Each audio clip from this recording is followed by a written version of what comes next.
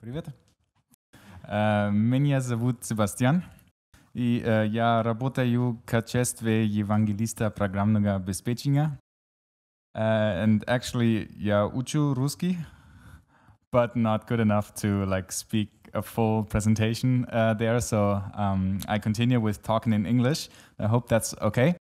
And yeah, I'm very happy to be back in St. Petersburg. I tend to come a lot here in this year, and now to talk about testing, a very boring topic. So I'm especially happy that we have a lot of people here. And it's like, similar topic like documentation, right? Everybody agrees it's important, but nobody likes to do it.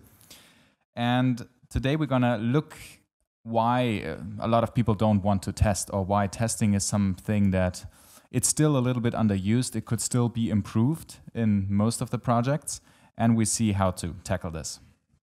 So a little bit about myself, a lot of Java titles involved, but this talk is not, it's of course about Java, but it's also a little bit technology agnostic, and talks about testing concepts specifically. But of course, I use Java Enterprise, and then a lot of testing technologies such as JUnit and so on, which we will see. And also, very important when it comes to testing is that we see some, approach that's a little bit more like than just hello world. Because this is, one thing that we will see during this talk, what makes testing hard, especially once we deal with a little bit more complex systems, and especially once we deal with microservices and more distributed systems. So besides these, another fun fact about me, ja lubię coffee. So this is why we're going to have a coffee shop example. And just as a little basic example here as ASCII art diagram, what we're going to have a look at is our coffee shop example application that we communicate with a user. Of course, we use some database, otherwise it would be boring if we had no persistence, right? So we have to deal with that during the tests. And we're going to have an external system that the system communicates with asynchronously to make it a little bit harder or more real world driven for us for this presentation. That is just a barista system. So, imagine you are the user, you say, "Я хочу кофе," right? And then, you go to the coffee shop and order the coffee, and that asynchronously calls a barista system. So you have to build this in when testing. All right, then about testing in general, why do we do this? What is the whole point?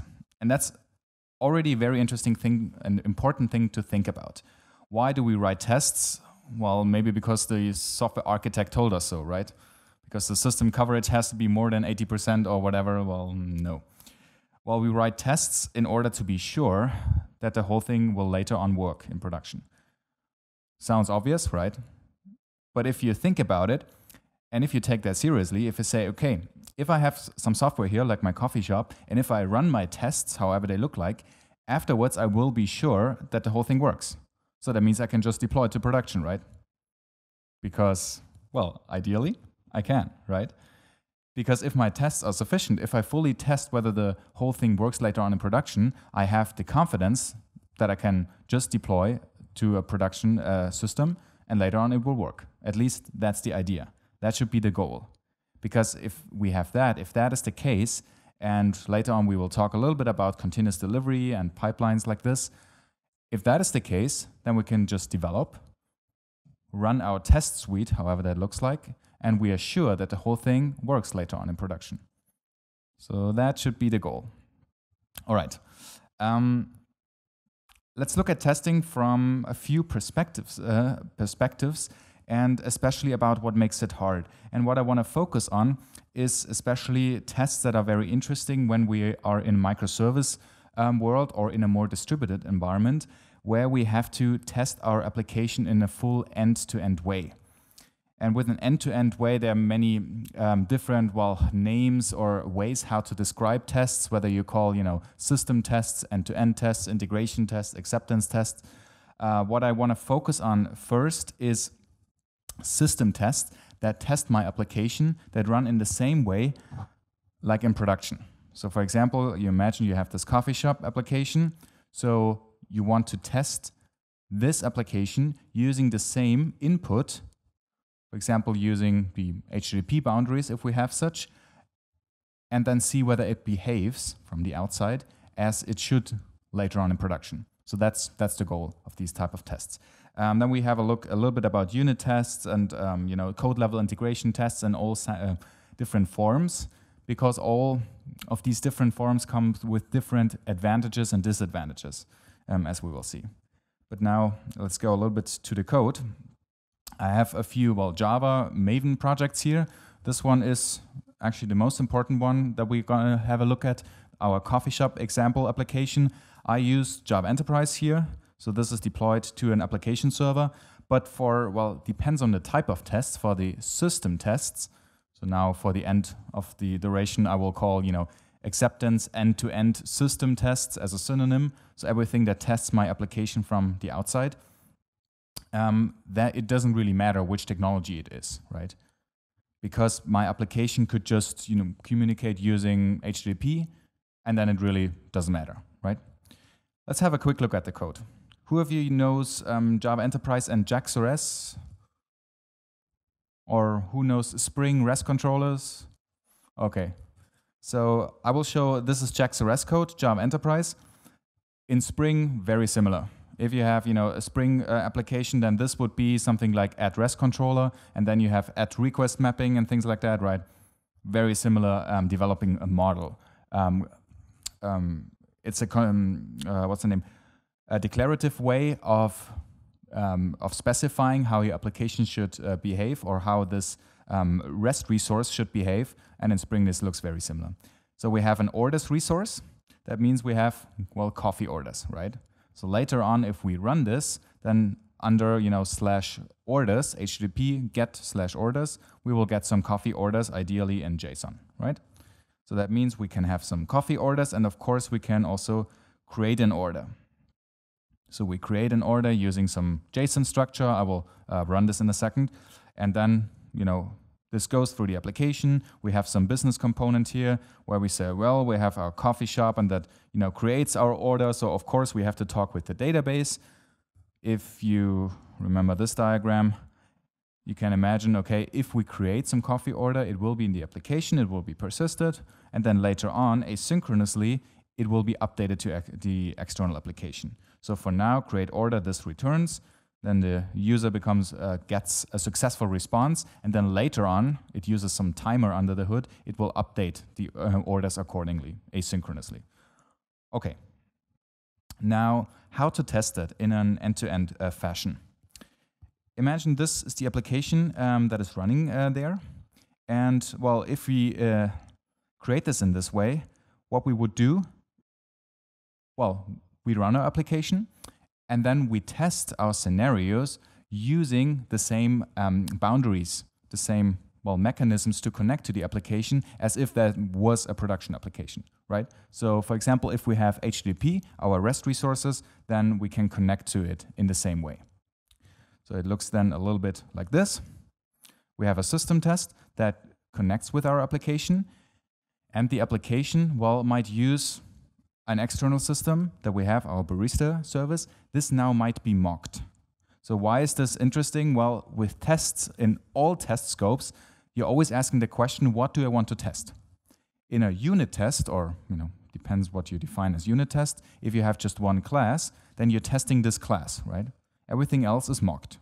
I think that's probably, this concept is known to most of you.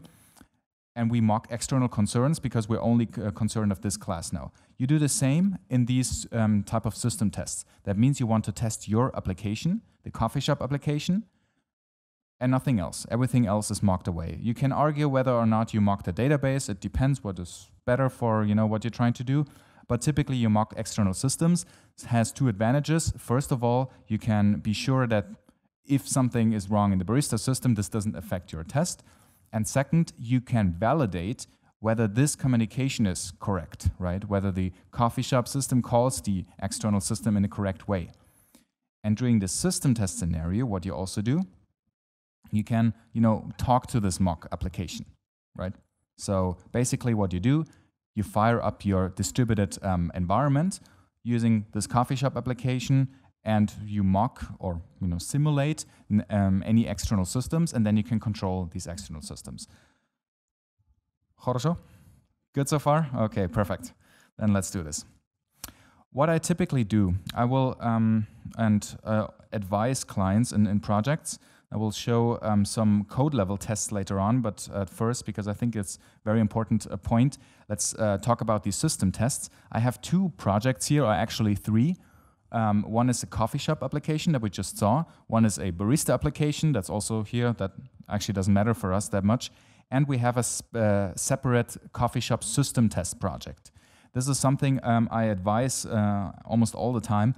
Why? Because this ensures that we do not reuse some classes that are in the production code of our application. Why? Well, in order to avoid problems such as garbage in, garbage out. So imagine you have something like a transfer object, like JSON binding or Jackson that maps your objects to JSON, and then you make some change there, right?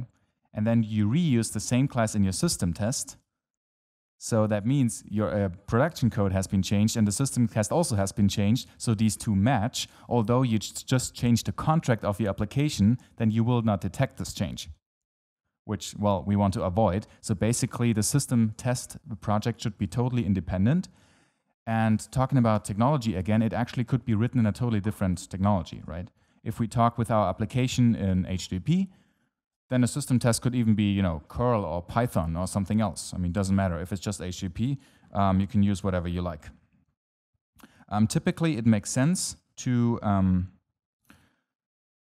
use the same technology that is known to the team. So I also use here JUnit and Java. We will see this later on. But this is just a question of preference. And let me write some new system test. So what we will do, and this is now what I will show in pseudocode first in order to go to the topic of how to create, maintainable test code, because this is a very, very important topic, at least what I always see in projects.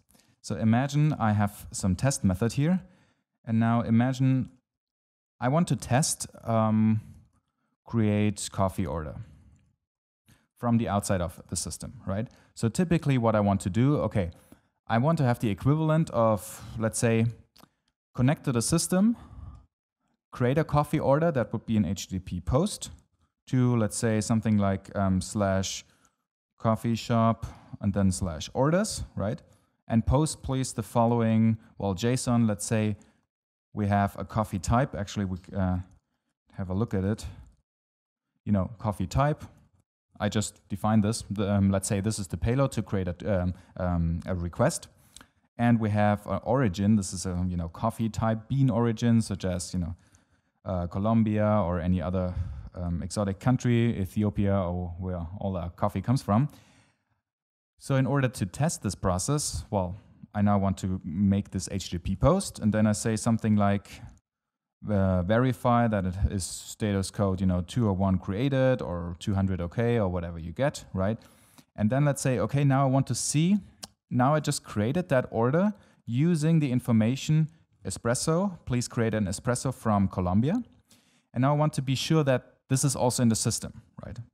I can do this in a system test by just saying, okay, I can use the external boundaries. So I connect to it, HTTP create, HTTP post to create, and now I can also fire an HTTP get to read the information from the database to see whether it has been created, right? I could also directly look into the database and see, okay, is the order in the system? But typically I want to use the proper, boundaries, the proper ways how to connect. Okay, that means HTTP get to, well, something like this, right? And then I probably got a location back first, like an HTTP location header, right? And then I can connect to this, and then I can verify whether it's, espresso from Colombia. Okay, and then I can also say, if I really want to verify even more, I can get coffee shop orders, take the size, and then afterwards I can see and verify that we now have one more order. things like that, right? Everything that I could verify. Very important, this is already one aspect, I want to be sure that my tests run in an idempotent way. So I don't say verify that it's 10 or 11 coffee orders, no, because I could issue this test many, many times. We will see this later on. Okay, now this is my system test, right, in pseudocode. Now I would write this using JAX-RS or any other code, right? So I can have JAX-RS build a new client and then connect to this using JSON and so on and so forth. Who has seen similar, system tests in this way? Okay, a few of you. Do you think this is a good approach, how to, build up tests? Because, well, it's a standard way, yes. So now, what is actually important or what is interesting of the test? We have a few concerns that we actually mix here. We have, well, please create a new coffee order. This information is somewhere here. The order should be an espresso from Colombia. And then, verify whether it has been created correctly, see where the identification is of that order, then now get the order and verify whether it has been created correctly using this correct information, and so on and so forth. Now, what happens if you say, okay, tomorrow we will have a new coffee origin, Ethiopia plus Colombia. So what do? Well, we have to test this, of course. So we go ahead, copy, paste. Coffee order from Ethiopia, we change this. And then we change this. And then we hope that it works, right? And if tomorrow we have not only espresso, but cappuccino, well, then we copy, paste both. And then, you know where this ends up. So what is wrong with this approach? Well, multiple things. It basically goes back to code quality. The same code quality principles we have in production code, and then we usually, hopefully, apply in production code. Mostly it's abstraction layers and separation of concerns. So this class is already, well, it becomes quite big if you code this in Java code, but it's actually not a question of size, it's a question of how many responsibilities do I have in this class. Because this is not only my test or my test scenario, it's also the implementation and a lot of low-level details in between. So as I just said, what happens if we have a new origin? Well, then we have to copy-paste everything. Now, even worse, what happens if we change JSON to something else? Well, I have to go here and change this. I have to go here when it reads the JSON, here, and so on and so forth, right? Even worse, what happens if I change HTTP to something else? Well, then I can throw away my test code, right, and write it from scratch because. So this does not work. What should we do instead? Well, we should care about like proper abstraction layers and what the responsibility of that test code is. And why I'm showing this in this way is what really helps is to think about, okay, what are you testing? And I'm not talking about HTTP or JSON. I'm talking about what are you testing from a business perspective. Well, that's easy. I want to create a coffee order using espresso from Ethiopia, and I want to be sure that the order is in the system. That's it. On this language level, I'm not talking about HTTP or JSON. The user doesn't care about HTTP. The user cares about coffee. If espresso from Ethiopia should be in the system, right? And that is the abstraction level you should care about in this class. So basically say, well, create coffee order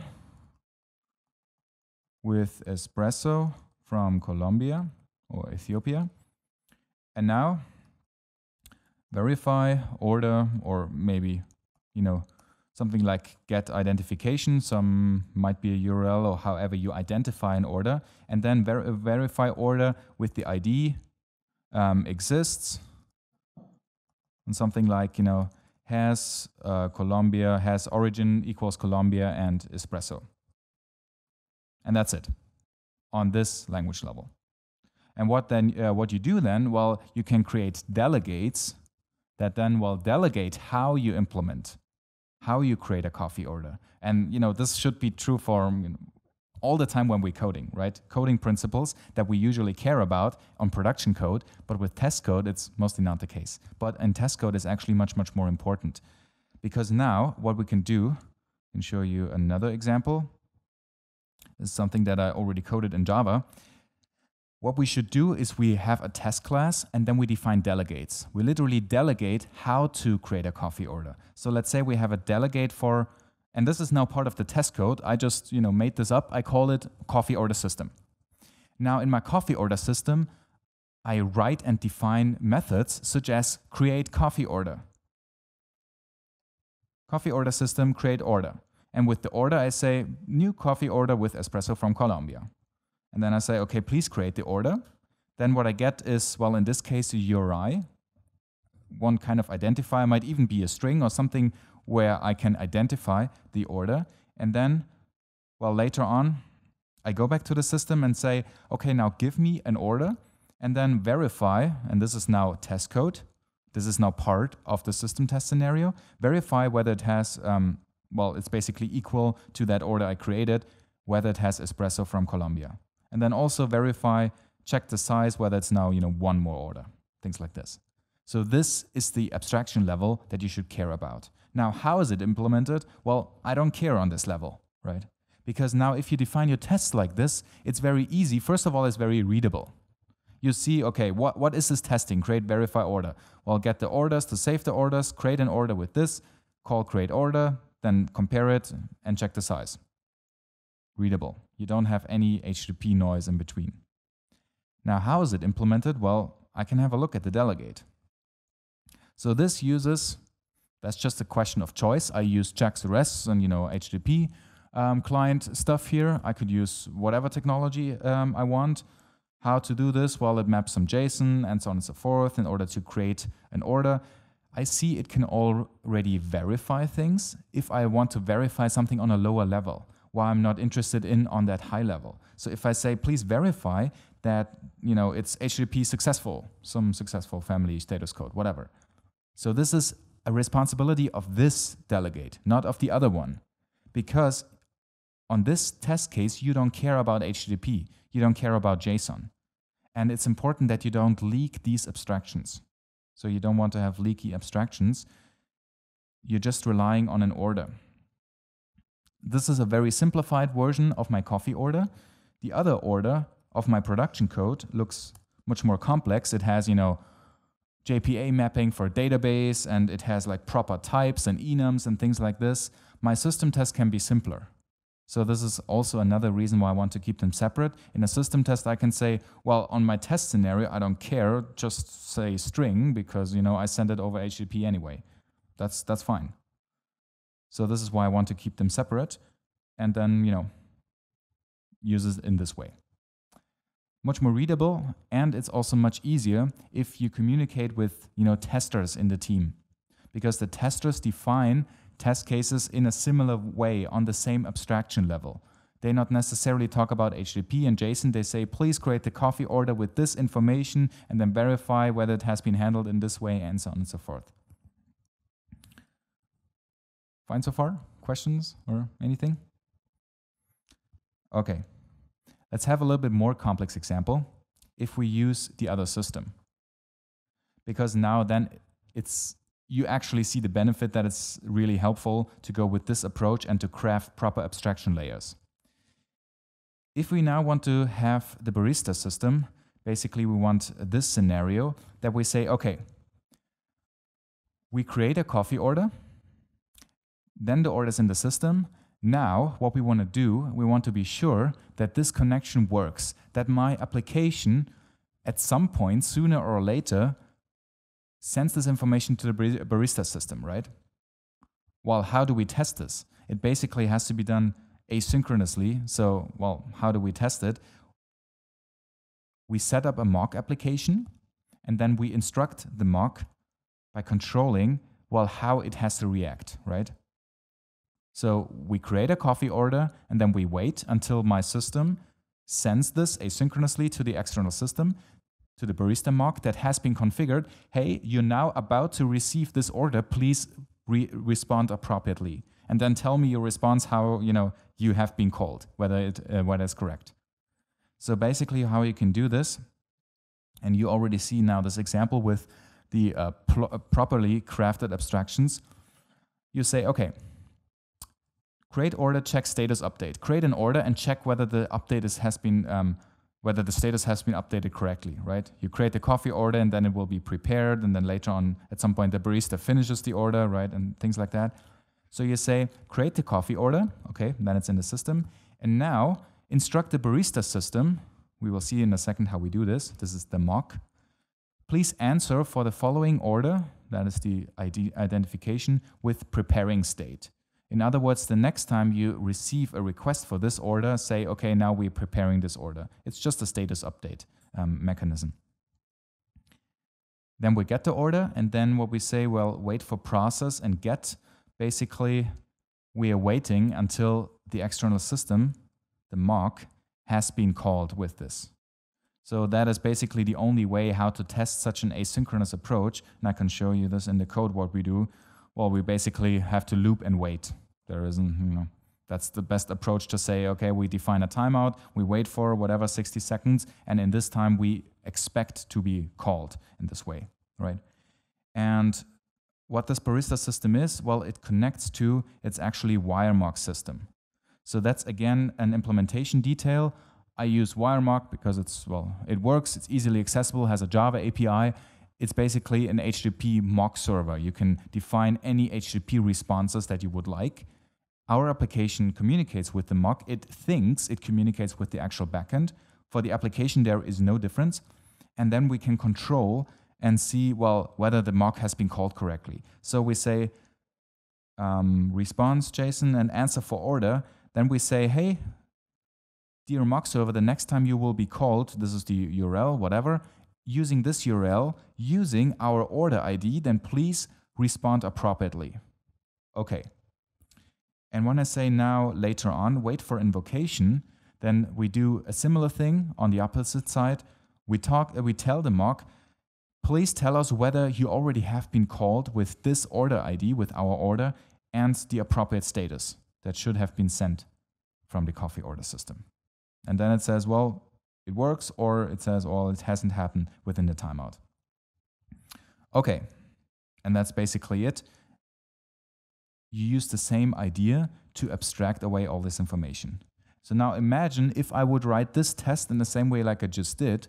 Now this becomes really complex in this one method, right? Because then you have to create the order using HTTP, okay? And then you have to talk to the mock server using this WireMock API and say, please stop for this method, and then, request matched and JSON and so on and so forth, and then get the order using HTTP, right? Then you end up with such lines of code and nobody understands what's going on.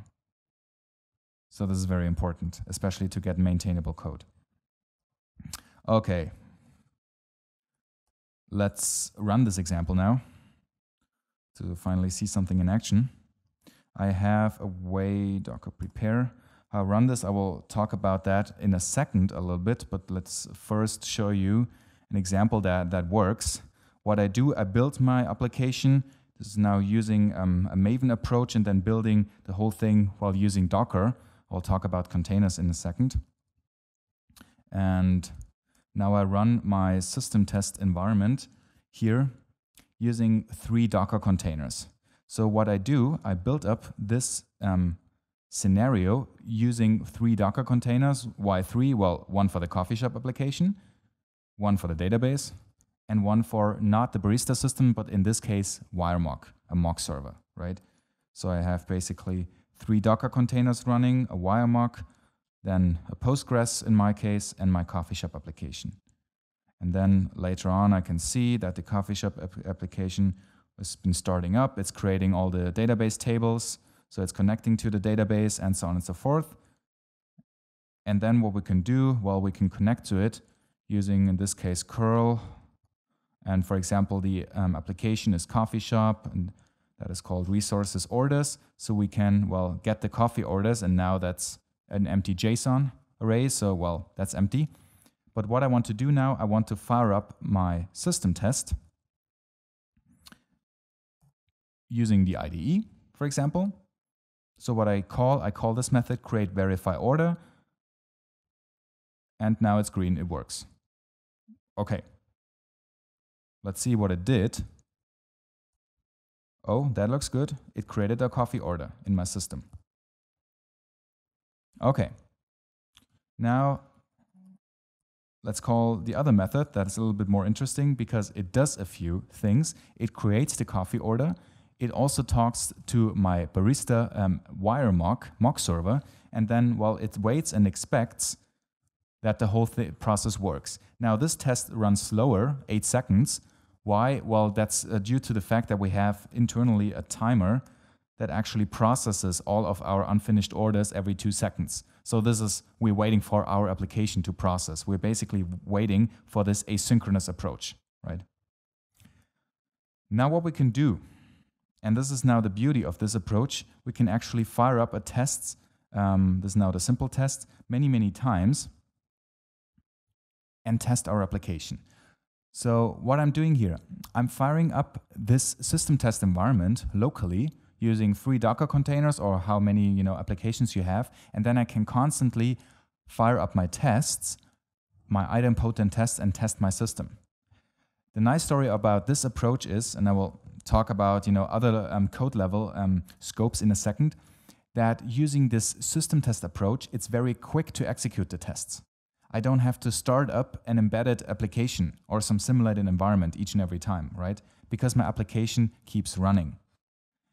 And what I'm actually using here is an approach that fires up my Docker container. And what I can also fire up here, and I will show you how this magic works in a second, is a Maven plugin that connects to my application server, my OpenLiberty server, and it will hot reload my changes that I have. So what this is, I can, let's say, curl, I can query my orders, right, that are now in the system, and I can also query a root resource.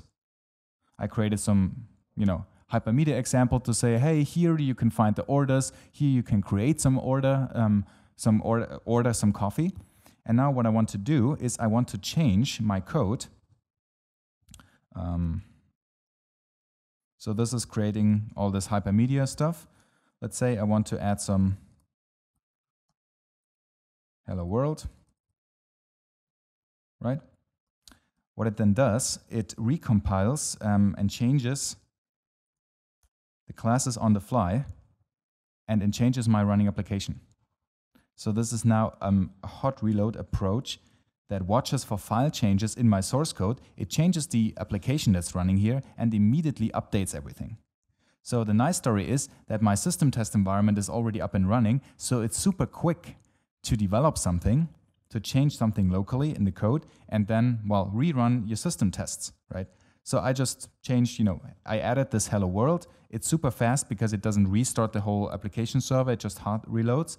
And then you have to change here. And of course, in order to see whether it's still up and running and working properly, you can just immediately rerun your test, and then, well, immediately it says, okay, works, and then you can continue.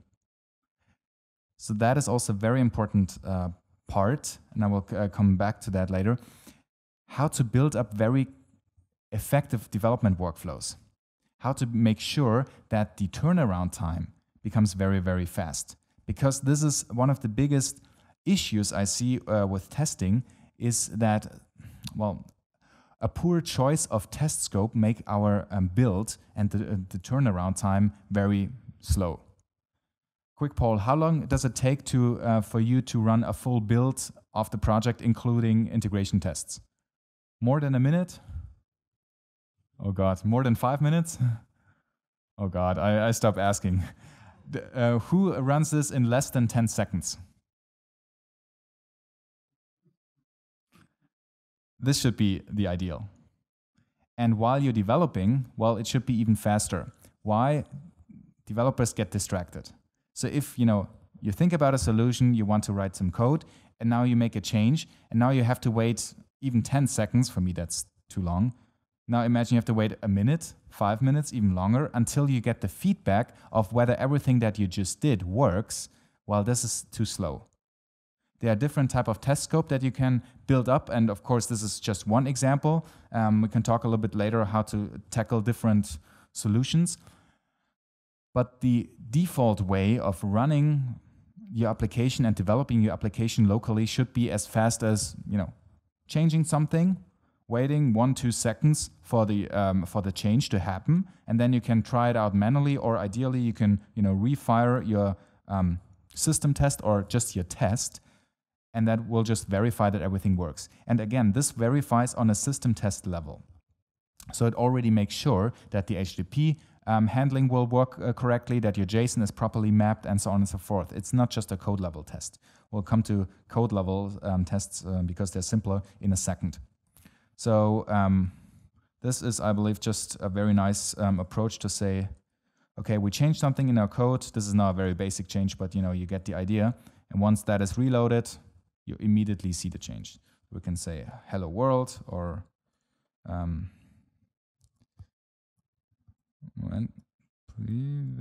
Privet.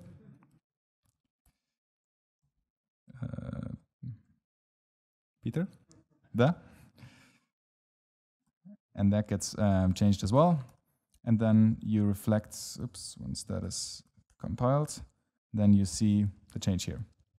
It's actually not that simple to type in a different, right, to type on a different keyboard, but I'm learning that, and yeah. Anyway, so this is how you can make such changes and immediately update. So what I'm running here under the hood, to show you a little bit what I'm doing, what this is doing, it's using a new, plugin, a Maven plugin for OpenLiberty. So that's that's the application servers I'm using. Usually, I'm not a big fan of of Maven plugins, because we can talk about dependencies also a little bit, because I see a lot of overusage of Maven POM-XML definitions, right? So with all kinds of Maven plugins that you don't actually need and things like that. What this is doing, it is a plugin where you could define your application server and things like that. Why I'm a big fan of this plugin now is because it comes in this dev mode that's called Liberty Dev, that basically just listens for file changes and then redeploys much quicker. And you will see it changes things like your application. It updates your application in like no time. It's like super fast, because it doesn't have to restart the whole server, right? Restarting your application doesn't matter if you use application server or Spring. It always takes a few seconds, right? And that is too long. If you change something and then you have to wait 10 seconds until it's fully up and running each and every time, it needs to be quick. And that's just one way. So about test scopes now, especially code level tests, because there are many different ways how to set up these test scopes, and especially, what to focus on, right? So this is now one test scope that I showed you, the system test way of connecting to an application from the outside. It really doesn't matter what technology you would use here. You're basically firing up your application in the same way as it would run in production, and then you test it from the outside. How does it work? Well, here Docker containers make it very easy. I built my application using Docker. This is the Docker file here. Pretty simple. Just adds my application and some configuration there. And this is the same thing that I run in production. So that's the important part. Locally, that's easy. I can start the same Docker. I can start a container from the same Docker image, and it just runs there, right? And in this case, I just connected my local Docker container then to different applications, to my database, and in this case to a mock server instead of the actual Barista system. Okay. Now let's go to code level tests. That's the reason why I just showed the other test first, because while we are pretty familiar with these tests usually, what we have is unit tests where we test some classes from white box testing basically. Who uses JUnit, Mockito, SRJ, or things like that, right? So you're familiar with that. We can build up tests in this way to say, mock some stuff and then just test my application. What I'm a big fan of, or what I always advertise, is using JUnit with ideally no extra test runner. Why? Because these test runners are what makes your test and your build slow. Because if you use any runner or any simulated environment that just, builds up your application or has an embedded container or has something like Spring Test that, fires up the Spring context, that always takes a few seconds, especially if you configure it or if you use the default where it fires up a context each and every time for each and every test you define, right? It's kind of quick. It's only maybe 2 seconds or 5 seconds. But once you have hundreds of tests, then you literally fire up, this 100 of times. And then from experience, this is what make tests very slow and what makes the build slow. Especially code-level integration tests that use, it doesn't matter about the technology, like embedded containers, Spring tests, or anything that builds up a context or uses reflection to just load stuff, and that's slow. JUnit itself is very, very fast.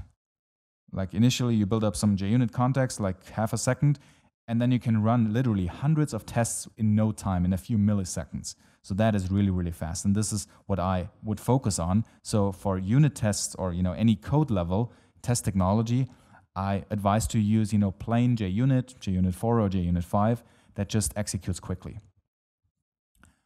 Now about the question when to use which test scope. So unit tests are very helpful for testing scenarios or algorithms or code where you have a high density of complexity. For example, a single class that implements an algorithm, right? So you can have a lot of different inputs that just check some validation, some calculation, and then you have a small set of defined output or something like that. Once you have an application where you have many components, many classes that heavily interact with each other, then unit tests are not necessarily the best way, right?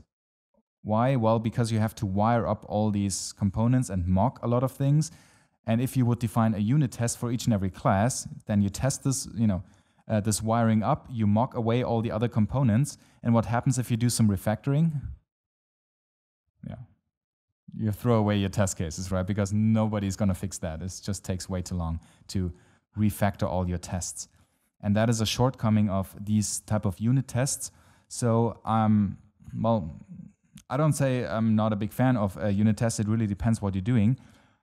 But especially from experience for microservice applications or for applications where there's typically not that much logic, right? What you do, you typically, you take some JSON, you persist it to the database, and you fire some events, you do some asynchronous things, and that's it, right? Who calculates a lot of different things? Well, it might be some business logic that is part of your application. Then it really makes sense to unit test. Again, high density of logic, high cohesion of something that is going on. Then it really makes sense to have unit tests if you test some complexity. Otherwise, it might make sense to, well, have different type of tests. Ideally, and that's also my my approach on that, you define more of the system tests, type of tests, where you test your application that already runs in a production-like way. Why? This is now the question of coverage or of, well, what I said in the beginning. If you run your tests, you should be sure that everything works later on, right? I mean, sounds obvious, right? But if you have something like a unit test or a code level integration test, how sure are you that your application works later on in production?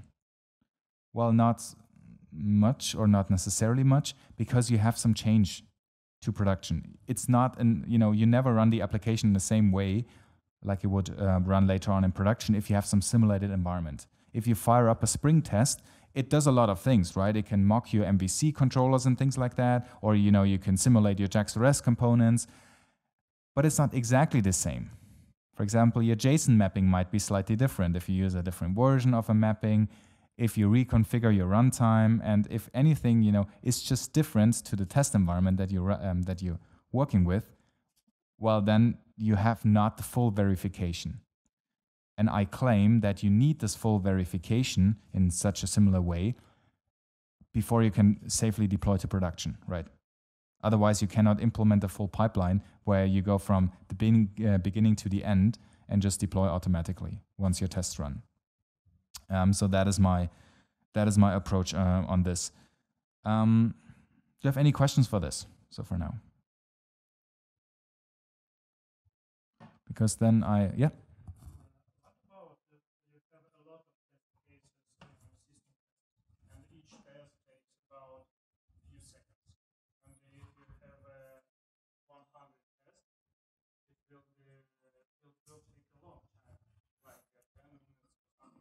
Right. So the question was, what about, repeating from the recording, what about if we have a lot of system tests and which all take 2 seconds or more and we have hundreds of them? Well, then we can have a look whether all of them, first of all, whether all of them take that long. I mean, in my case, I was waiting for the asynchronous execution, right? If you just connect to a system, then it will be much faster. A few other things are, it depends how many scenarios you have, of course, and it depends whether you can actually run them in parallel. Because your users in your system will also, not come just in a single-threaded way, but in parallel, and then you can actually execute these tests in parallel, especially if you define them in an idempotent way, and also in a somewhat atomic way, more than I did. I mean, if you have a look at this test, what I created, I got the orders, and then afterwards I check whether size is +1, right? That is also not ideal, because if you would run, twice of the two of these tests at the same time, you get a concurrency issue. But ideally, you define your tests so that you can run them in an idempotent way.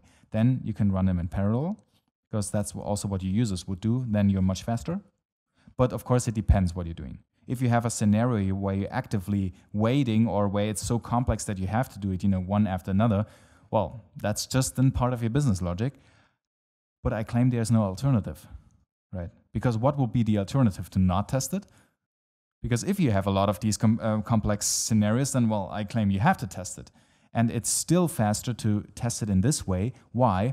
At least you already have a system that's already up and running.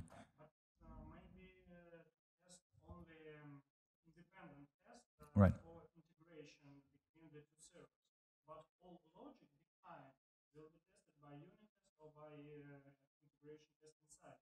And it will be much faster. You have isolated test for integration between services, which tests your asynchronous connection or something like that. But all business logic, all answers, and check the status or something like that will be tested by unit tests. And it will be faster, and you will be sure it works. Right. So, yeah, basically the question or the statement is, to define them in different layers, to say, okay, you test your business logic already in unit tests. I agree, and this is actually the approach that I'm doing. I don't say, don't write unit tests. No, what you do is you define different layers of faster feedback. So unit tests run really, really fast, and you get very quick feedback, but they're not, exhaustive. They don't test everything, which is okay. So if you develop and you change the business logic, then you see by running the unit test already that this works. Okay, then you have more confidence, and you can go to the next level, change it locally, which also can be made very quickly, and rerun your system tests. Yes, fully agree. But I would use unit tests to test business logic and not integration. Because I claim you cannot fully test the integration anyway, because your simulated thing might behave differently and have a different status anyway, so I don't bother. I just use and test business logic there, and then test the whole integration with HTTP status code and JSON mapping on the system test level. So I claim this is then much faster if you calculate the overall feedback time. So that is this approach, basically. Yeah, very good question. And then on a code level, so what is the issue with this? If you have a lot of unit tests where you have a more complex setup, then what I'm more a fan of is to have a more clever approach of how to set up these tests, that you don't have to change everything from scratch if you refactor your code, right? If you change the interacting components. What you could do is to set up some embedded environment to fire up something like Spring context tests or Achillean or CDI unit and the Java EE world. But then again, if you have a few of these, then it's also it becomes slower because you're firing up the context each and every time. It might make sense to have like 1 or 2 of them to just have again fast feedback to check whether everything kind of works, whether you're not choose the wrong annotations and forgot something, the typical mistakes that we do, because then, you have to wait a few minutes again until everything deploys or not. Just to have 1 or 2 tests for this quick verification, like a smoke test, and then you can continue. Or what I'm a fan of, what in my book I called component tests, which is probably not the best name, or you could also call use case tests, which is, well, a little bit of a, let's say, code quality trick to define tests that have the scope of a use case, whatever that means, basically firing up all components that are involved in one module or one part or one use case of your application to say, hey, if I create a coffee order, I need these following classes, right? So typically I need to wire up and instantiate these classes and then tell Mockito how to mock it for database access and things like that, right? Or I use some embedded component that is slower. Or what I do here, I basically define all of these interactions by, well, in this case, subclassing my components and wiring them up in the test scope. So I basically say, let's go to the classes. Let's say I have a coffee shop. That is my my production class, right? And it uses something like an order processor. That is just a different one that talks to whatever, to the orders Barista System. Now, if I would like to unit test this, well, I have to mock everything here and take care of the entity manager and things like that, and do this in each and every test, right? Which is way too much code. And even worse, if I change something here, if I refactor this class to something else, it's a lot of effort. What I do instead, I subclass this to what I call test doubles. So I have a coffee shop test double and an order processor that then can already mock and set up everything that I need for this test. But it does it, in a programmatic fashion, so it's faster. I literally explicitly call all of the things that need to be wired up and mocked, but I only define these once. Same principle, code quality, reusable components, separations of concerns, like we had before. And then I have something like here it is, a use case test, where I just say, okay, now for this use case, I need these 2 components, these 2 test doubles, like my coffee shop and my order processor. I wire these up, make sure that has been set, and then I can just create order, and I can also call some additional methods that I define on my test doubles that help with verification. So I say, verify whether it has been called correctly, and this can say, Mockito, please verify whether the invocation has been made accordingly, like you would expect it. So again, same story, you just save yourself a lot of effort if you define multiple tests by delegating and by separating the concerns. So in a second, this doesn't look like much different whether you call this method down here or here, but now imagine this is not the only test and you fire up hundreds of these, you define hundreds of these use case tests. What you then get in a more complex project is it's still maintainable, because each and every test, looks like this. You only have to define a few classes and not the whole verification and mocking logic. And it's fast, because it only uses the plain JUnit runner. It calls a bunch of Mockito invocation, and that's it. You're not firing up the whole application context or something like that many times. It's just, you can execute this super quickly. And then this just works. Question, yes?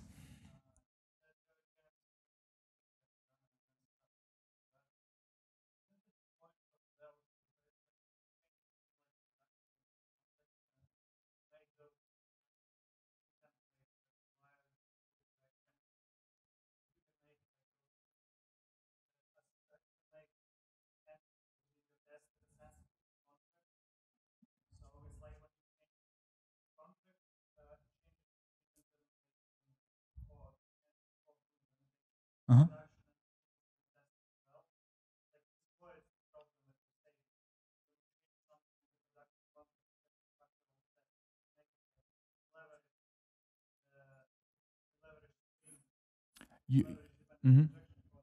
Right. You're basically saying for especially Spring context tests that you can define them in such a way that they already reuse a running process or a running thing that is being fired up once, and you don't have to restart them all over, right? Is that what you're saying? Because on the code level, I agree. It's much easier to define a Spring context test, because then you don't have to wire them up manually. You just say @autowired, or in Java it's @inject, right? And you can @inject and define your own beans. That's what you're saying, right? Right. Right.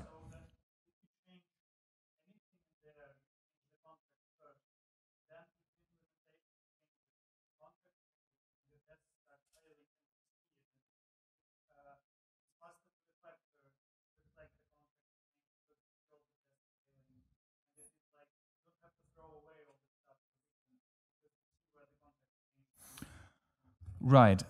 So the question is about like Spring context, if I contracts, if I get that right, and that you can update the contracts definition and already see the failing tests where your contract will be missed by exactly if you have changed. Yes, fully agree. But I claim you have the same thing if you rerun your system tests in this way, that just connect to the application using the same contracts, and if these contracts are not met, then they will fail. Fully agree. But I believe this is not the most important point. I mean, I agree. Yes, you should see this change, and you should have these contract tests in the first place to see that your contract will be missed in the future. Yes, that's important. But the important point is how to deal with this change in an effective way, right? It's easy to see that your tests have been failed, right? And now that if you see that you have to change a lot of test code because you did a maybe suboptimal approach of defining tests, then you have to refactor a lot of stuff. So that is the problem.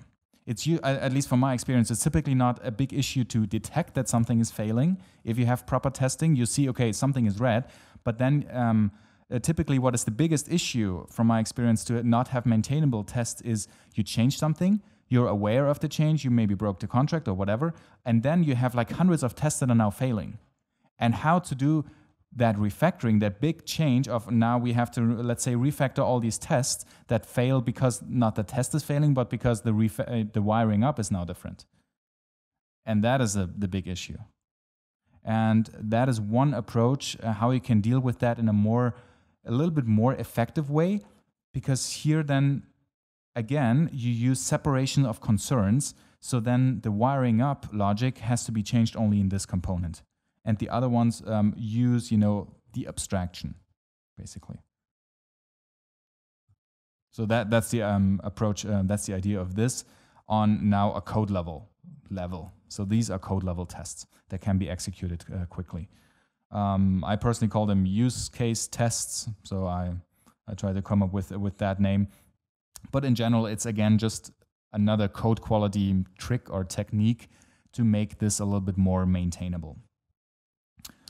All right, so I would say these are the most important first points and part for the first part. We have now roughly, I think, 1 hour, and it's a good way to make a break. Now we will have some break, and afterwards, we continue in a similar fashion, and I want also to have a little bit more questions. So these questions are really, really good. Yeah. Yes. In the second part, or? Yeah, I think that's good. And then I can also show some like different scopes or answer, especially the questions that you're struggling with, because from experience that always happens in this type of topic, and then we have a little bit more of dialogue. I think that helps. A few questions that a few of you had during the break, which I wanted to answer for everyone, and then of course you can ask much more questions. First of all, the question was about what about state while redeploying or changing your application, or of course executing system tests. So that's a very important topic, especially if we use some database and things like that. So that is one of the reasons why I would always try to define the test scenarios and your system tests, what you define in an idempotent way, that it works in ideally any state in your application. You can just fire the test, you connect to your application and run, and then it works. If you need some prior state in a specific way, for example, like we did in our test scenario where we created something and then waited for an execution, then either you need to run this, in as part of the test, so it needs to be created as part of the test, or you have one single process that you execute once while you build up the application locally, right? Let's say you start your application and then the database gets pre-filled with some data that's stale data, or what's the name for it. That's always going to be there.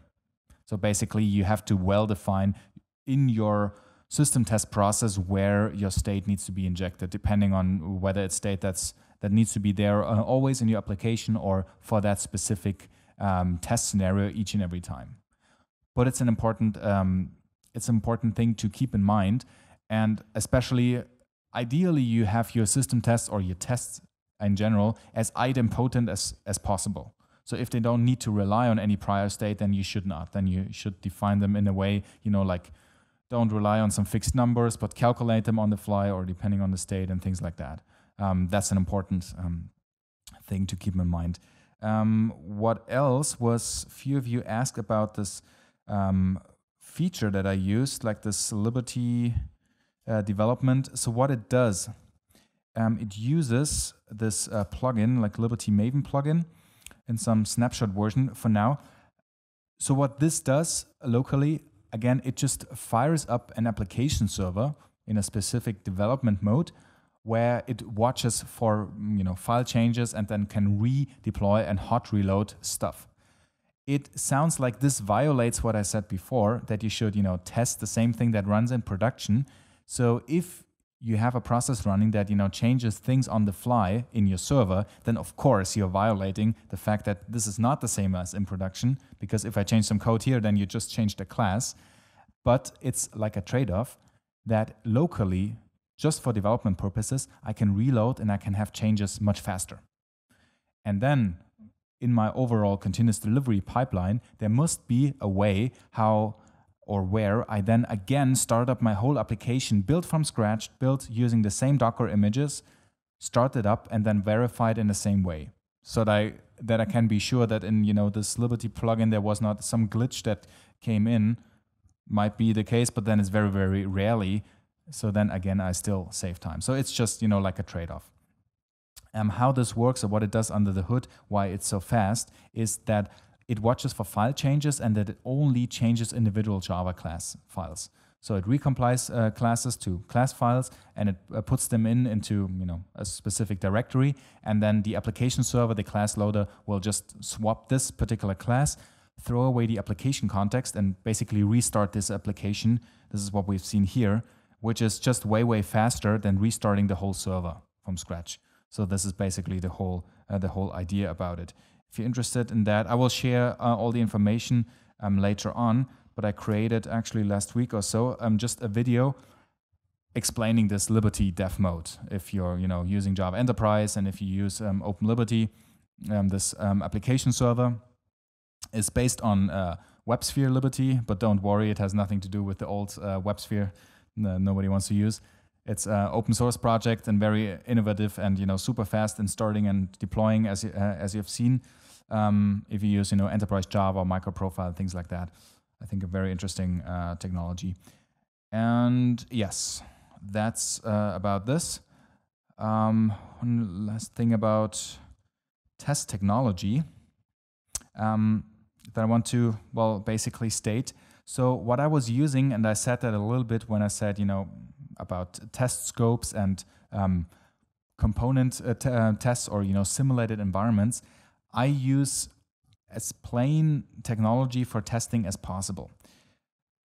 So I just showed you JUnit, Mockito, AssertJ, which is very good for assertions, and in this case nothing else. So Spock testing or any other fancy testing framework. Why?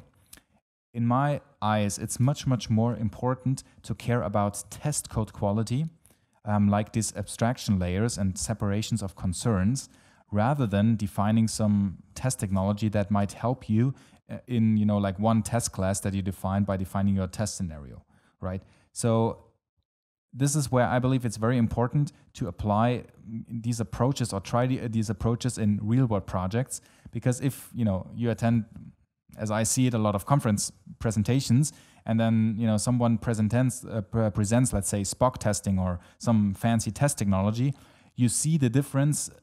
You see a big difference if you have a very simple project. If you have a Hello World example, then it's faster to fire up some tests and define some test scenarios with a little bit less code, and it looks great. But the more complex your project becomes, the much more important it is that you define your test code using proper test code quality, by defining proper abstraction layers, by defining delegates, by separating the concerns, in which class do I code, like which part of that test. And the last way how you define your test scenarios or how you call your test becomes less and less important. It's less and less of an impact in my experience. And so in this case, I basically advise to use simple technology. And if you have tests like this, it's very readable. If you do not like this syntax and say you want to have groovy syntax or something, okay, you can do this too. But for me, it's much more important. I care a lot that you build up the proper delegates, the proper separations of concerns. One thing I do like in test technology, and it's more a project reason for it, is Cucumber. Who of you has heard or used Cucumber tests with Gherkin syntax and things? A few of you. What is that? Cucumber is, another technology where I can define some tests in basically human language, where I say, create a valid order, an invalid order with, like some espresso from Colombia. This should be valid and things like that. Why? I think this is can be helpful if you have a test team or, like QA department or however you want to call them, that are not that technical, but that are very, knowledgeable in the domain logic, in the business logic. This might be a nice format to communicate. Because then you can write literally what I a little bit did in pseudocode before. You can write in human language what you want to test. Again, this does not talk about HTTP or JSON like we had in the beginning. It talks about the same level that I defined at the end. Create a coffee order with this information, then the order should be accepted and things like that, right? Very nice to then implement. Depends whether you might want to use this technology, and then what you do, you define your steps. Basically saying, okay, if I create an order with this and that, then you define, okay, in this case, it will be a new order with this, and then you can execute your test, whoever that is, accepted order, and this is how then your actual test is executed. So this is how you define these Cucumber stuff. Might help you, but actually from my experience, even if you deal with less technical people, I had QA departments or less technical people who were actually fine with Java code as well. If you define your Java code in a really readable manner, because assume you don't know Java, right? And you read something like this. You say order, okay, new order, coffee order system, create order.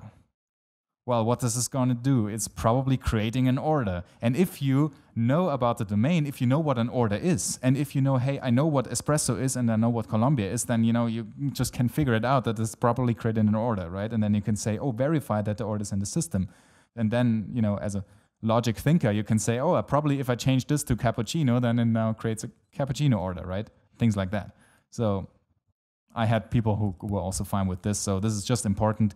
Care about code quality and the proper abstraction layers, and if you like, you can use a different test technology or not. Cucumber might be very nice for this. This is how you define this. So I included in this project as well. But mostly as key takeaways, test code quality, it matters. Mostly it's abstraction layers and proper separations of concerns in your test code. So that is very, very important.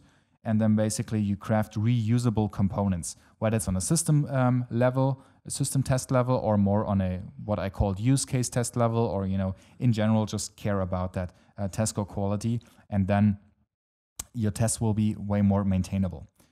You always do a trade-off between fast feedback and completeness, or reliability, or however you want to call that, verification. That means once you verify your test, you're sure that everything works later on, right?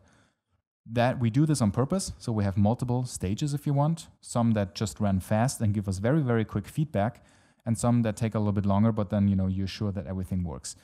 with new, technologies such as such a fancy plugin that I showed you, you can achieve a little bit of both. If you say, okay, I have a process where that very quickly changes my application once I change some code, and I have a system test that only connects against HTTP, which is also fast to execute, you can have, you can get very close to a very, very effective and pragmatic development experience, which I think is very nice. And yeah, last important point, I think test code quality is more important than caring about some test frameworks. Feel free to disagree. We can chat about that. So that's basically the most important topics that I have. What else is there as as a further lookout is of course the whole topic of automation and of continuous delivery, right? So basically, how do we ship our software to production? And the important part with testing is proper testing only allows us to even go there. If we don't define proper tests and if we don't have the full verification, we cannot have proper continuous delivery. Because then, you always need a human who manually clicks around or tests something, which doesn't make sense. You have to define your tests and verify and execute your tests in an automated way. It's literally what I did, just a press of a button. You have to verify whether everything works, and then ideally in an end-to-end fashion, you verify, whether your application then works properly. And you can have multiple stages and things like that. All right, there's much more that we could talk about, but I want your questions, and especially, what you're struggling with in projects, and whether you have some feedback or whether you have a different opinion. That's even more interesting. And do you have some questions right now? We have a microphone. I have 2 microphones. So thank you for wonderful talk. And I have a question about test doubles. Yes. Isn't it a bit dangerous to test not the classes that are actually running in production, but some descendants of them? What if you overwrite some logic and it won't be tested? Absolutely. Fully agree. Yes. If you overwrite some logic in the test doubles, you can mess up everything. Yes. Absolutely. This goes a little bit about, at this point, fast feedback versus completeness. If you screw up something, if you make some mistake in the test doubles, then you might not detect a bug. So again, that's just part of the pipeline that you should then have a later stage that has a more complete picture of what you're testing, where you then probably will find that flaw. But a technique that you should always follow when you write tests, you should never trust a test that never failed. So if you write a test that is only being green immediately, then either you're a really good programmer and you did everything right the first time, or maybe your test did not work properly. So always make sure that your test fails. So if I run, what I just did before, running one of these tests and it's only green, then deliberately change something so that it will fail, and it has to fail, depending on what you're testing. And then, for example, you would, see what you do. But I mean, at least from my experience, I don't see this much of a big issue. I mean, you say, of course, you could change the production code here, but you're not deliberately, destroying your application, right? Why should I define same thing in the test double? I mean, if you make it as a mistake, yes, of course you could, but I think usually you have multiple layers of verifying that this works. But yeah, very good question. Yeah. Thank you very much. Thank you. Okay. Yes. And one more question about test doubles. And if you need some different test cases with the same method, for example, one time it returns exception, another time real result. How you will mock it and set up the result if you have a extended class? Right. What I do, typically, this is a little bit connected to your question. I always call the actual method, like the production code method, because this is what I'm invoking, right? I always want to invoke this. What I typically do, I mock and verify differently. So here I say answer, that means mock for unfinished orders, right? This is this method. If I have a different use case that answers for only finished orders or whatever, then I define another method, or I define some parameter here that will be called, that is part of your test double. But what you're calling is always, as part of your test, is always the production code, the actual method that is here, like create order, right? Wherever that is. And then, you basically changing just the mock, how it needs to behave in different test scenarios. But you have seen, you have shown the image with different test classes. Yes. With unit tests, and you inject your double inside the order prods. Yes. And if you have to, because it has to be the sure. testable. Yeah. And when you will test some function in order prods, you should somehow set up the answer from the method of the coffee shop. Exactly. This is exactly what we're doing here. So you set up this, and then you can verify either the some class directly, or the order processor. What I think I do somewhere down there or not. So I could here use this order processor, which is already the test double from the the other one that has been passed here, and then I could verify this differently. So yes, exactly. This is exactly what I want to do there. And if I have different use cases, then I say now verify it in this way, now verify it in that way. Yeah, that's what you do. Okay, thank you. And it's more manageable. Thanks, very interesting and useful topic. Just a question about this system test approach. If real application, we have some data which is unique by the nature, some identifiers, and how to deal with such data? Do we need to randomize that, or do we need to clean up after each test? How to make tests less flaky? Yeah, less flaky and more idempotent, right? Yeah. Yeah. It depends what your application in production does. If your application in production also always creates a new unique ID, then I would just use the same and always just create new unique objects or whatever you orders, whatever you do. If that becomes a problem, if then you have too many, that at some point you can do a cleanup so that they don't collide. So it depends what your business logic or approach is. But actually, a unique ID is pretty good, I think, because then you can just create a new one and make sure that it's going to be unique, like a UU ID or something like that, right? Okay. Or do you have a more specific question? Does it answer your question? Yes. Yeah. Okay. Perfect. Okay. The next question, please. Back there. Okay. Thank you. Could you please open slide with the Absolutely. whole system, with coffee shop, with barista? Previous one. Okay, thanks. Oh. So how you will organize the test when suppose the barista doesn't support the REST API, but it provides some client library? Yes. How you will organize your tests in this case? Same thing. So you mean if that is not something like a mock server that you can control? Yeah. Just client library, just client API with the API of Barista System. Okay. Then it's also possible, but it's more effort, because why this is in my test is so easy. This is a standard software mock server that I can configure in any way. If you say you have a specific endpoint or external system that needs a Java API. No. Barista does provide you jar with the API. Yeah. Yeah. So for this case. For example, yes. Yeah. Then what you need to do in order to create this mock, you have to define actually a new application, a new Barista mock application or system, right? That you can not only use in the same Java API, right? Because you can use, maybe let's start it from a different way. You would use the same jar, you would use the same Java API to connect to it in the same way, right? Yeah. Now, doing the system test, you need the mocking and the verification. Okay. You need to tell this barista, now answer in this way, now verify, now answer in that way, right? Yeah. And this is probably not part of your production code Java API, right?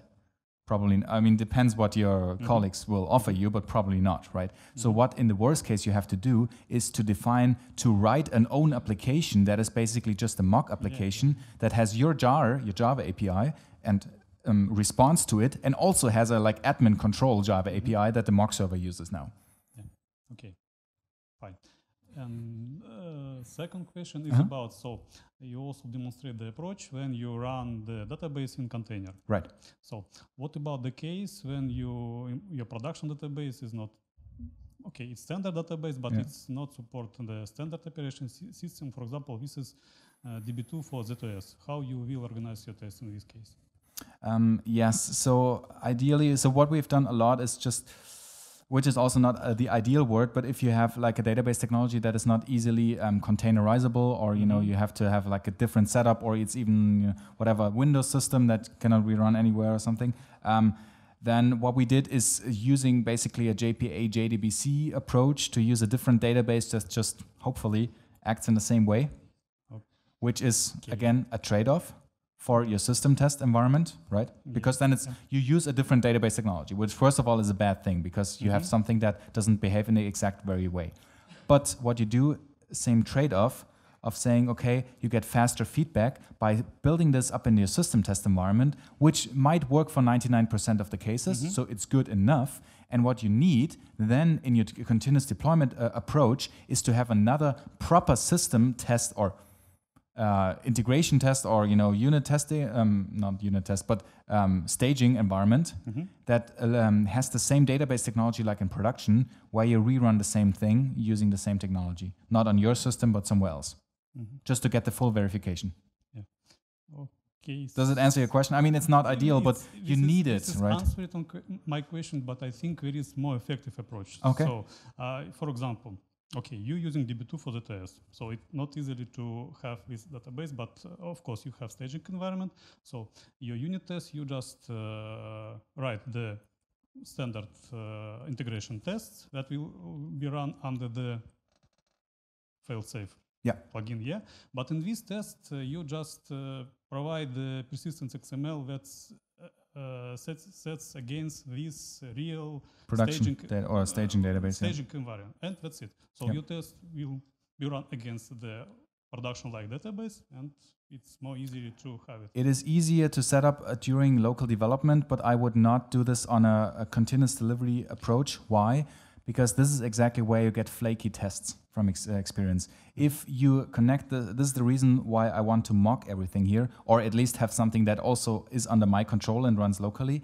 Because if you don't do it, if you rely on something that is external, this from experience makes your test fail without there's actually a real test failure. It's just because the internet went down, or your external system that you do not control just went down, which makes the tests flaky.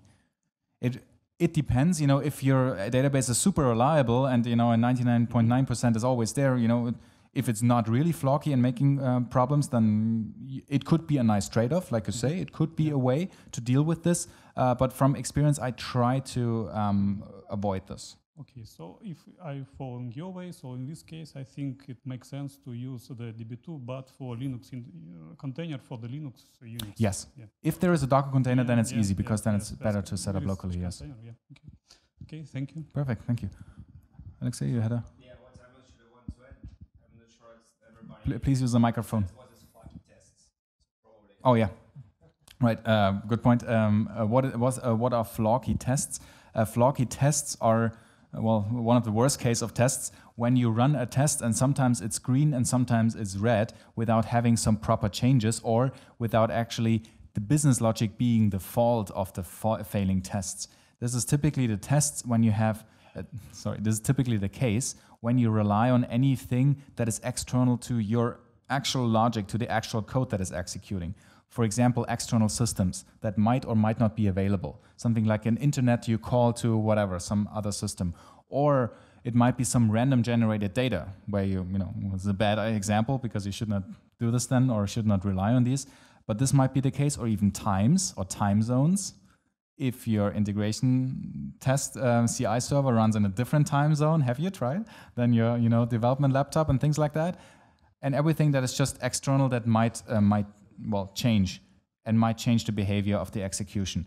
So basically what you do in these type of tests, you nail everything down. You are sure that everything is always, the same, using the same versions, that, no configuration changes, the same data, that always the data gets injected, and not relying on some external database where also the data might change, and tomorrow it's a different schema or format that now made your test fail. So in general, everything that you could imagine, where today I'm running the tests in this way, it's green, tomorrow I run the test without having any change in my project, and then it's red.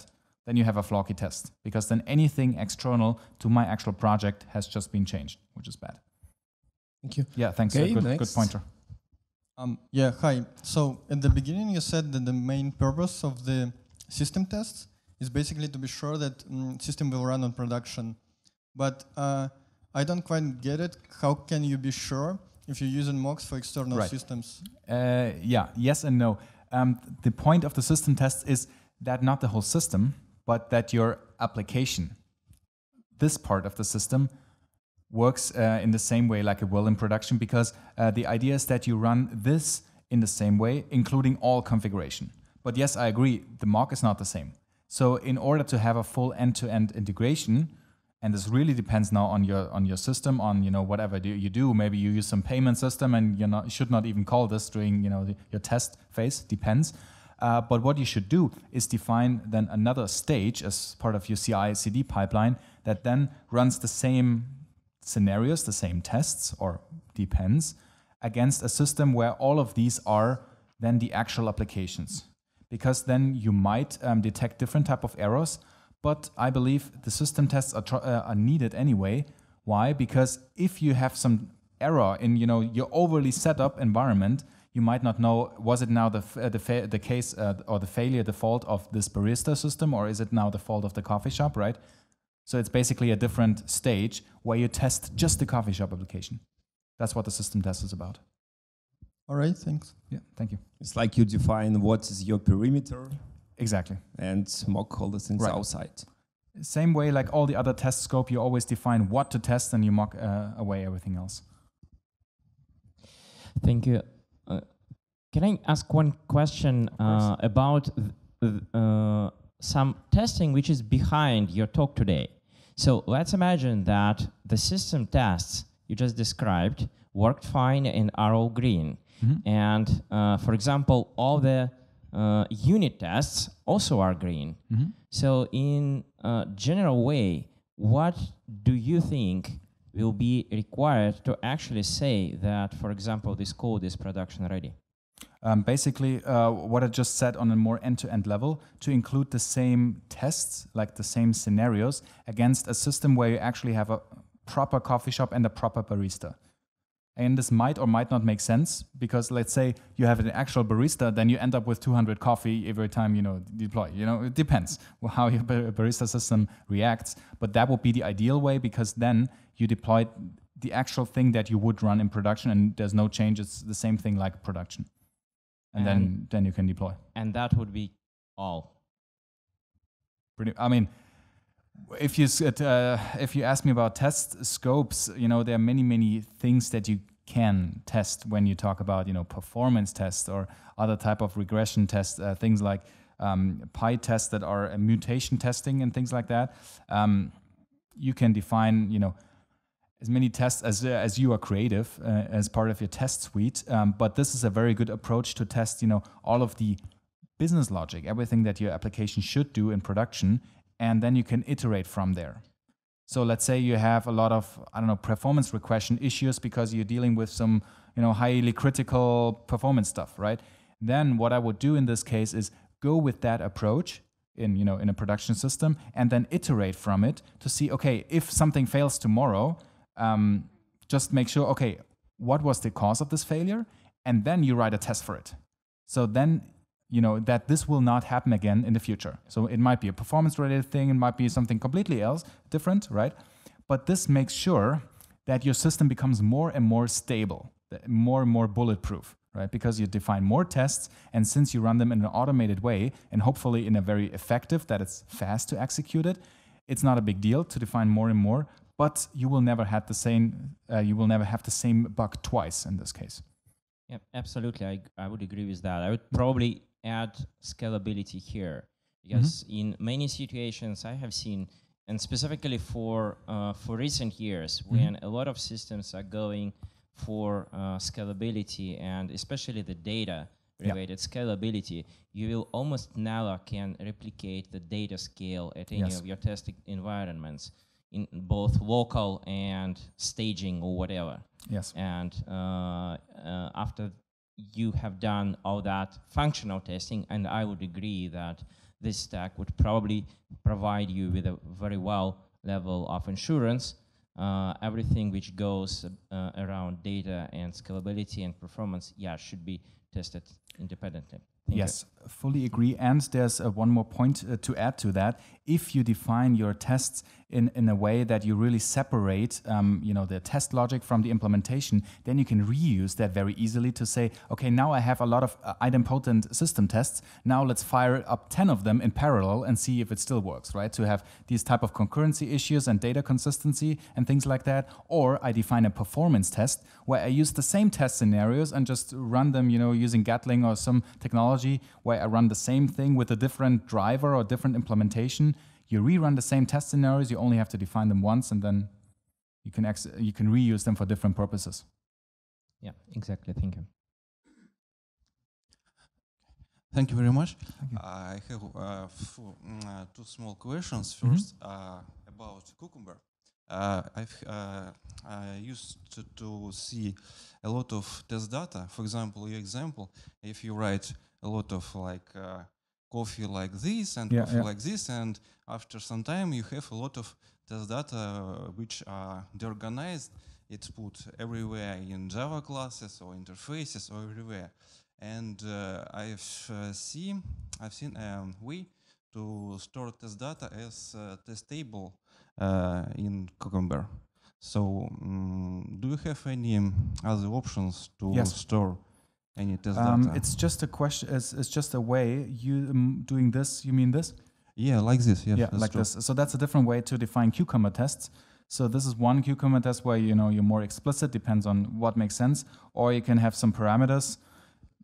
You can do it thousands of ways. So that's a different way to fully agree. If you have a big matrix, it's more effective. Or what also, you don't even have to use Cucumber. I'm trying to find it. Use case Mockito test. I think there's one test where I use this one, where I use parameterized tests from JUnit. So that's a plain JUnit 5 feature. You don't even have to use Cucumber for that. Where you define similar thing like verify with this and this and this and this, and then you execute this, and you end up with 5 or 6 executions or something like that. So you build up your tests dynamically. Same idea. You just define a huge data. Way, because Cucumber doesn't support JUnit 5. It's only JUnit 4. Right. That's a different approach. In Cucumber, you can have such an approach, and this only uses parameterized tests. It's just plain JUnit. Okay. And you can run from a method source like we have here. You can run from a CSV file and all kinds of stuff, or define your own sources. So then you're really flexible if you have like a big data set, test data set. I see. And another question. I'm trying to find out more about techniques like chaos testing. And I have a question. It may be related with the last question. If you have a lot of you have a lot of microservices, and you'd like to provide sharding of some microservices. And if you can just emulate some chaos, for example, one microservice is down, and your test may show you that you have some problems, you may need some resilient. Do you have any ideas how it may be used in your way to write tests? Yes, 2 ideas. If you have such an environment, this is now only 2 applications, but imagine you have 10 of them, like a big microservice, whatever architecture. In your system test, when you, let's say, connect to a few that are then just mocked away, then you can quite easily have this chaos injected. Basically, chaos in this case means, okay, I randomly make something fail. Because if you control everything like a mock server, then it's easy to say, okay, now just fail, right? And then now provide, a failure instead of the proper response, and then you see how your application deals with it. So that is one way to do this on a business logic side. This is the more complex way. Then you can, do whatever you like because you control the whole thing. What else is there? There's a totally different technology, but what just comes to my mind, if you use a container orchestration technology such as Kubernetes and Istio, like service meshes, they provide also the ability to say, okay, on a network level, like HTTP level, now make this fail, and now say HTTP 500 instead of the proper response, randomly on a networking level, like totally different approach. but then you don't even have to change anything that's running in your application. Then you basically on purpose manipulate the network and make it fail. So for these test purposes, this can also be very helpful to simulate like a failure. Yes, good idea. Thank you very much. Yeah, thank you. Okay, the next one, please. Question about this famous Maven plugin. Is it exist for Gradle or a plan to? That is a good question. I don't think not right. Oh, that's a good question. I will check and come back with you, because most of the features that it uses is actually not a Maven plugin feature. It's a Liberty feature, like the application server. So what the plugin literally just does, it recompiles one class and then copies that class to one directory. And then the whole hot reload, redeploy stuff is done by the server. That picks up this, the file. Actually, I think there's already one. I will come back to you for Gradle. And if not, then it would not be a huge effort, because the plugin itself doesn't do that much. Okay, and second question. Is you used your own Docker repository for the Open Liberty image? Has Open Liberty predefined default images? It does.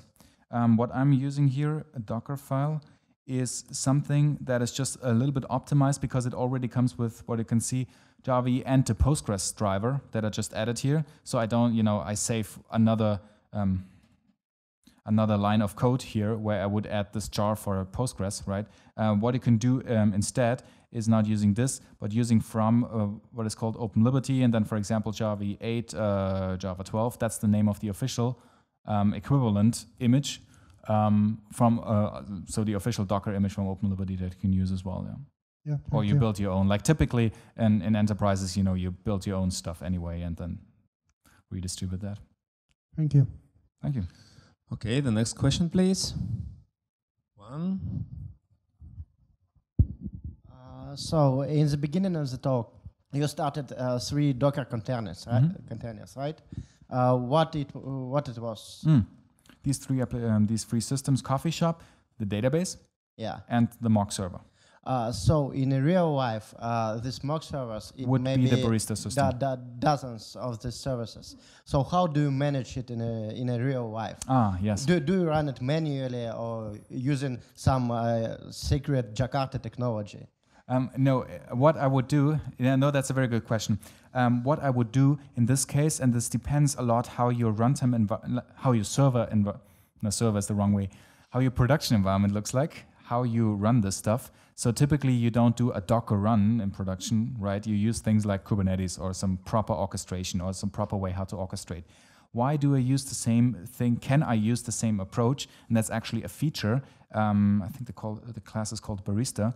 What I do in this case, the URL that I use is hard-coded and just says Barista. What it's a DNS hostname, just a Barista hostname, where locally in my Docker environment, I can simulate this and say, okay, this container is called Barista. What do you have in a container orchestration environment? Typically, like Kubernetes, for example, you have a proper DNS approach with some load balancer, where you say Barista, the DNS hostname Barista is not just one instance, it's actually a load balancer, like a proxy server, that is backed by 3 instances. For the application, there's no difference, because you can use the same hostname by, for example, saying Kubernetes, just as an example, does a cluster internal DNS resolution, where Barista goes to the Kubernetes service that might be backed by 3 Kubernetes pods that are 3 running containers, right? So then in your production environment, you have a proper setup with some load balancing and round robin and whatnot, but the code doesn't have to change, because you still use the same approach of just relying on a logical host name, Barista, and not some configuration. So that's basically a container and container orchestration feature, what it can use here.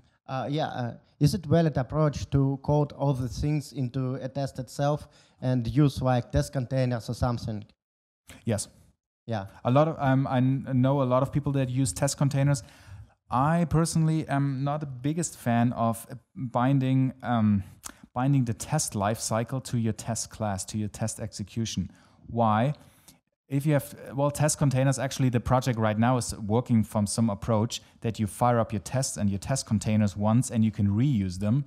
Right now, what it does, it always starts a new Docker container, which is slower, right? Because if you run a system test or some integration test, right, you're firing up a Docker container, which is a nice approach because it really isolates things. So it's a really good thing to begin with. But it's not ideal. It's not optimal in my case, right? Because you fire it up, you have to wait until your application is up and running, then it automatically runs your system level integration tests, and then it stops the container again. So, you know, you have this extra padding each and every time. So you can detach this container between yes, there's already, in test containers, there's already, I think it's already out there, a feature where you can do this.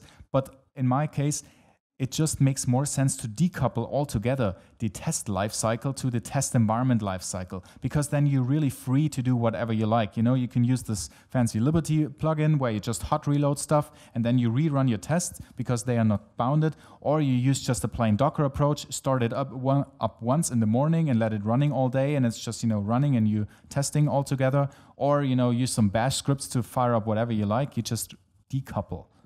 Yes, but now you need to start everything in your testing environment, right? Yes, manually, that's correct, but only once.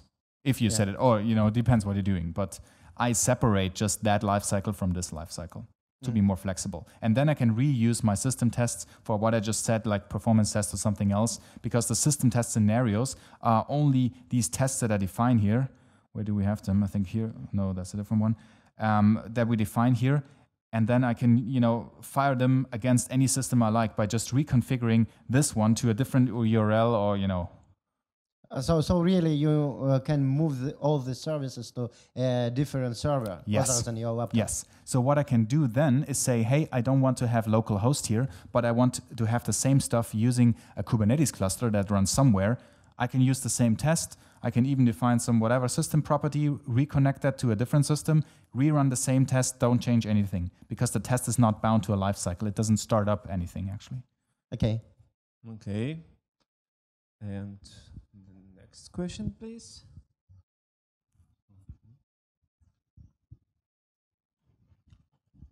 One small question more. You use Jakarta IE, microprofile, and so on. And do you have any info how to use the same approach in Spring environment? For example, Spring Boot kind of. Right. Spring Boot DevTools. Same approach, actually. Just you would run it in the same way. What I just said, you separate the test life cycles, or what I do, because in this case I think it's more effective. And then you would run your Spring Boot application, you know, locally or however you want to run them. And then you run these system tests. Actually, you could take this project, copy it, and use the same system test to run it against your Spring Boot application, right? This is just, or if you want, you can swap the JAX REST client to Spring REST template and run it standalone, you know, it doesn't matter, or use any other HTTP client. But this is agnostic. This is a standalone isolated project. You can run it against any environment. How you would do it using this hot reload approach, this is something where I'm not quite sure, because I'm mostly not using Spring. I don't know if there's an equivalent that is just equally fast. I mean, Spring, if you start it up locally, is pretty fast, but you know, if you change something and it takes, I don't know, 5 seconds or more, then you have to wait 5 seconds or more. It has some problems, and so that's why I asked. Yeah, I'm not sure if there's like a similar hot reload where it's like super fast approach to do in the same way. You would need to ask like a Spring person that question. I see, thank you. But you know, other than that, the approaches are totally the same, like same stuff. Okay, more questions? 1, 2, 3. Okay. Thank you very much. Yeah, thank you.